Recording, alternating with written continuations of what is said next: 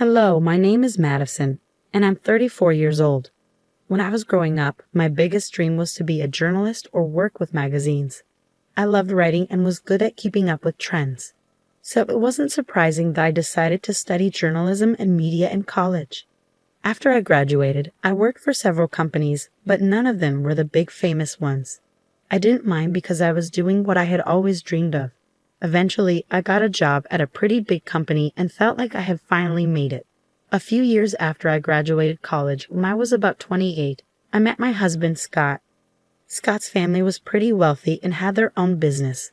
I'm mentioning this because his mother, Tricia, always disliked me and insulted me. She thought I wasn't good enough for him and that I shouldn't have married him. Scott and I dated for about 3 years before we decided to get married. As I mentioned, Scott's mom, Tricia, didn't like me. She always put me down and made fun of me for working at a magazine and having a journalism degree. At first, her behavior really hurt me because no one should be treated like that. But for some reason, Tricia thought it was okay to treat me that way. Scott always defended me against his mother. His dad, Fred, also stood up for me whenever he heard Tricia's remarks. I was thankful for both of them. As time went on, I started to get used to Tricia's insults. Scott even suggested that we limit contact with her, but I didn't agree. Scott worked with his dad, and if he stopped talking to his mom, it could make things awkward for Fred. Fred was a wonderful person, and I didn't want to put him in a tough spot. I also didn't want Scott to cut off his family because of me. I learned to deal with it mostly because we only saw Tricia twice a month at most. But things changed when Fred had to go overseas for a business project. Tricia didn't want to be alone, so Scott and I agreed to let her stay with us until Fred returned. I had a bad feeling about it, but I believed that family should always come first. Living with Tricia was really tough. She constantly nitpicked and criticized everything I did, and the insults never seemed to stop. But I could handle all of that as long as she didn't actually harm me. However, everything changed during one week that turned out to be really difficult. I had a major presentation coming up at work. We were redesigning a section of our magazine, and I was responsible for making it great. This presentation was crucial because it would determine if I got a promotion, but Tricia didn't understand why it was so important. I don't think knowing would have changed her opinion of me anyway. Since Tricia was staying with us, she saw how stressed I was about it. The night before my big presentation, I was talking to Scott about how nervous I felt when she overheard us. She walked into the living room and decided to share her thoughts. This is a big deal. All the top bosses will be watching me. I can't imagine how scary this must be for you. I'm glad you had it easier with your business, but this is such a different game. I'm so scared of messing everything up. Don't say that. You'll do great. I wish I could believe that. I just feel so unsure of everything. What if I mess up the presentation? I couldn't help but overhear you both talking. Mom, we're having a private conversation. Well, Madison, I just wanted to say that you have nothing to worry about. You probably don't have the skills for this, so you'll probably do badly tomorrow. Excuse me? Just treat it as a chance to quit your job and be a housewife. Then maybe you'll be good enough for my son. I can't believe he married a journalist. Mom, you're crossing a line. Leave. You know what? I don't have time for your nonsense, Tricia. I have bigger things to worry about than your opinion of me and my relationship with your son. How dare you talk to me like that? So it's fine for you to talk to me that way, but not the other way around. Scott, say something. Your wife is disrespecting your mother. She's just standing up for herself. I don't see anything wrong with it. She's manipulating you. Look at how easily you can turn your back on family. Madison will regret this. I was furious at Tricia for barging into Scott's and my conversation and insulting me so blatantly. Scott tried to apologize for his mother's behavior, but I stopped him. He wasn't responsible for her hurtful words. After that, we decided to call it a night and went to sleep. I was too focused on everything else to even think about Tricia's threat towards me. I figured she would just continue tormenting me, which honestly, I didn't care about at that moment. Dealing with her could wait until after my presentation. The next day, I hurried into work with my laptop, ready for my presentation. But when I opened it, I realized something was terribly wrong. All the files on my desktop were gone, and my laptop had been reset. I started to panic. I had emailed the presentation to myself, so I tried to calm down. But when I logged into my email, I saw that all my emails were deleted, even from the trash. My heart sank and tears filled my eyes. I felt an overwhelming fear.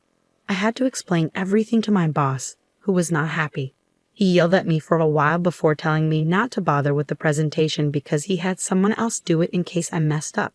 I knew then that any chance for me to advance in the company was gone. I couldn't believe this was happening. I rushed home in tears. Scott hadn't left for work yet, and when he saw me, he took the day off to be with me. He held me as I cried, and when I calmed down a bit, he asked me what happened. "What's wrong, honey? Did the presentation not go well?" "There was no presentation, at least not one that I gave." "Huh? What do you mean? You put so much effort into preparing for it. You hardly slept those past few days because you were working so hard." "I know, but when I got there, I opened my laptop and found out that everything had been deleted." "What? How did that happen?" "I don't know. It was really embarrassing and humiliating to have to explain it to my boss." "Wait, did you not back it up somewhere else?" "Yeah, I emailed it to myself, but even my inbox and trash were emptied." "Oh my God, I'm so sorry this happened." "What did your boss say?" "He yelled at me a lot, called me unprofessional and lazy. He had someone else do the presentation." "But you still have your job, right?" "Yeah, but I'm stuck in this position. I can't move up or get promoted. I'm done here." "Don't worry, honey. You'll find a better job. I'll be here for you through it all. Just keep working here until you're ready to leave." "Yeah, I'll give my notice now. I can't believe I worked so hard for this, and just when I was close, it slipped away." I felt really down after that.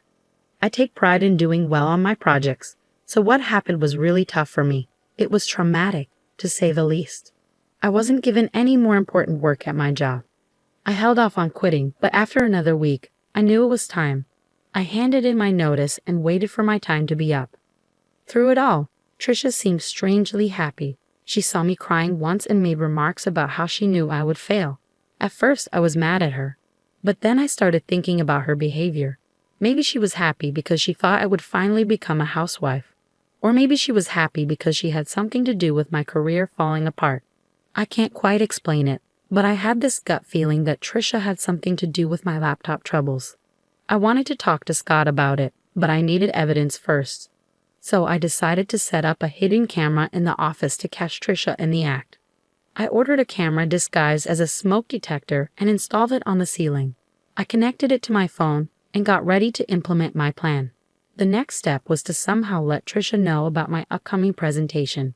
That wasn't too hard. I just paced around the office looking worried. Scott was still at work, unaware of what I was doing. Trisha noticed my anxious behavior and asked what was going on. "What's wrong? Are you stressed about another project?" "I need to tell someone. Since you asked, I've been given another chance to present my work, and it could lead to a raise." "Oh, really?" "Yeah, and I'm really nervous because this is my last chance to get things right, and I have to do it well." "Why aren't you telling Scott? Is it because you're embarrassed about your job?" "No, it's because I don't want to disappoint him again. Just keep it between us, okay?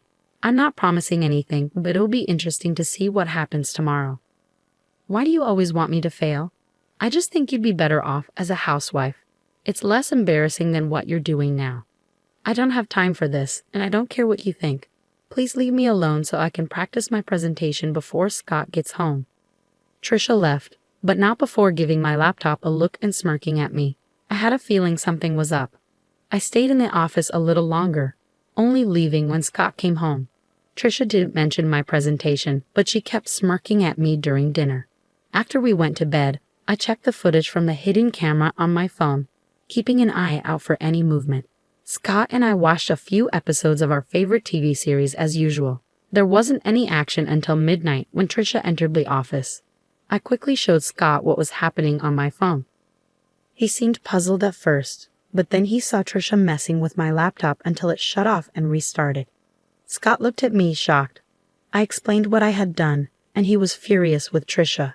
Trisha was still in the office, snooping through my files. Scott got up and stormed into the office. He flung the door open, and Trisha looked startled when she saw him. Scott tried to stay calm and asked her what she was doing. "What are you doing in here, Mom?" "Oh, nothing." "Really? Then why is Madison's laptop still open? Are you accusing me of going through her stuff?" I think you did more than that, Mom. Firstly, I came in here because I thought this room needed tidying up. And secondly, you know your wife isn't forgetful. She wouldn't leave her laptop open. You wanted to clean the office at midnight, and don't talk about Madison like that. Don't talk to me like that. I'm still your mother. Yeah, my mother who loves to hurt and sabotage my wife. What are you saying? We caught you on camera resetting Madison's laptop. You were spying on me? No, we just wanted to make sure that what happened to Madison wouldn't happen again. That's disgusting. How could you film me without my consent? I didn't put cameras in your room. I put one in my office, and you went in there without my permission. And even if it was wrong, it's nothing compared to what you did to Madison. I want you out of our house tomorrow. But I'll be all alone, Trisha protested. I don't care. I don't want to talk to you. The next morning, Trisha tried to delay things by helping with breakfast and washing dishes, but Scott wasn't having it. As soon as she finished, Scott came down with her bags and told her he'd packed for her and ordered her an Uber. Trisha pleaded with him to let her stay, even crying, which was unusual for her as she usually made others cry. Scott ignored her and went to our room. Trisha turned to me and started yelling, blaming me for setting her up. I told her if anyone should be yelling, it's me. She's lucky I haven't shared the footage with her friends and family. If they knew what she did to me, she'd lose them all. That shut her up pretty quickly. After Trisha left, I felt a weight lifted off my shoulders. Though I was still upset about my job situation, I knew I could bounce back and do even better. Scott was my biggest support throughout everything. Once my notice period ended, I took some time off to rest and figure out my next steps. Over the next few months, I took courses in different areas of my field. I knew if I focused on a specific niche and found the right job, I could achieve a lot more. I didn't want to expose Trisha, but after years of her putting me down, I wanted to show her what I was capable of. I wanted to reach heights even she hadn't seen. With Scott's help, I got recommendations in various places. Being wealthy also meant having many connections, which was a huge advantage. With my experience and Scott's support, I landed the role of chief editor at a major magazine known worldwide. The work was tough, but it was worth it. Somewhere along the journey to becoming chief editor, I forgot about my desire to show Trisha what I was capable of. In fact, we hadn't had any contact with her during those months. I knew Scott still spoke with his father because they worked together, but Scott hadn't heard much from or about his mother. His father, Fred, said she was upset with us about something but wouldn't say what. At least Trisha took my warning seriously, but I knew I'd have to see her eventually, and it turned out my company was throwing a huge party with lots of big names invited, including Trisha and Fred. Scott and I dressed our best because, for the first time, we were both important figures. When we arrived, Trisha and Fred spotted us and waved us over. We greeted them, and Trisha gave me a once-over before smirking. Look at you trying to fit in, she sneered. Trisha, ignore her, Madison. You look lovely, as always, Fred said kindly. Thanks, Fred. How have you been? Yeah, how's unemployment treating you? Trisha interjected. Wait, you're unemployed? Fred asked, surprised. Oh yeah, she messed up at her job, and they let her go. I've always said she's not good enough for our son. Look at her, she can't even keep a job, Trisha mocked. That's enough, Mom, Scott said sternly. Stop siding with her. It's bad enough having to see her everywhere. We wouldn't have to if you just left her like I said, Trisha insisted. Okay, that's enough.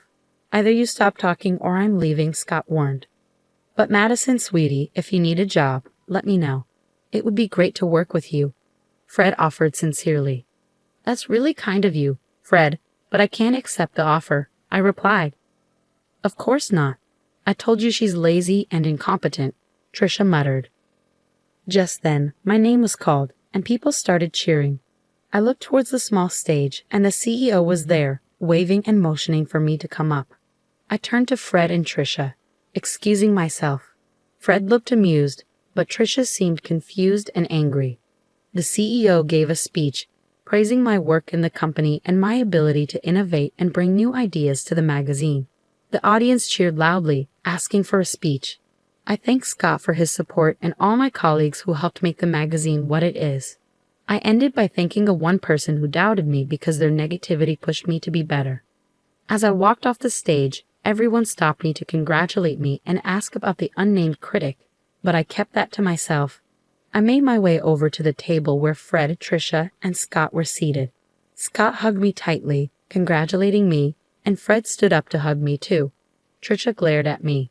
"Oh, Madison, this is amazing. I can see why you wouldn't want to work with us," Fred said. "Thanks, Fred. Although I'll admit, if you'd offered me the job about 6 months ago, I might have taken it." "You should have.